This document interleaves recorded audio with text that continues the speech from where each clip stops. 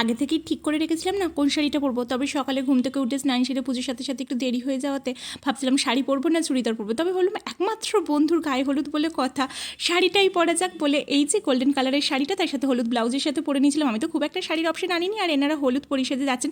বিয়েবাড়ি গিয়ে আগেই মুড়ি খেতে তো বসে যাওয়া হয়েছে, তারপর বন্ধুর সাথে চলে গেছিলাম ওদের ওখানে। না চারিপাশটা দেখো কী সুন্দর জঙ্গল জঙ্গল রয়েছে, সেখানেই ফটো তোলার জন্য। আর যতই ক্যামেরাম্যান থাকুক না কেন, আমরা যদি একটু পাকামি করে ফটো না তুলে দিই, ওর বিয়ের ফটো তোলাই তো কমপ্লিট হবে না।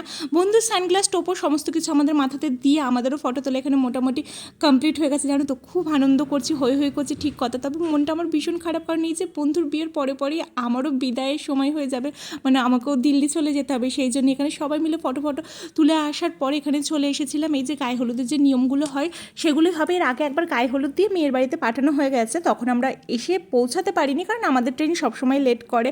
এখানে সবাই মিলে গায়ে হলুদ মাখাছিলাম, তবে ইচ্ছে ছিল ওকে বেশ করে এবারেই গায়ে হলুদটা মাখাবো। তবে যেহেতু আরেকবার গায়ে হলুদ হবে তাই তখন অল্প অল্প করে মাখিয়েই সবাই মিলে যাচ্ছিলাম মন্দিরে। ওদের একটা মন্দিরে পুজো দিতে হয়, আর এই মন্দিরটা না তাই না আমরা এই দোলের সময় সবাই মিলে একসাথে আসতাম। এখানে না হরিনাম হতো, কীর্তন হতো, বাতাসা ছড়ানো হয়।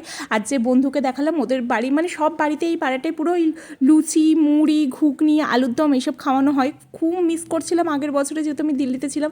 আর এবছরেও আমি দোলের সময় থাকতে পারবো না, এখানেও বাতাসা ছড়ানো হচ্ছিল ওর বিয়ের পুজোর পরে। চলো আসতে হবে, আসি দুকা দুকা।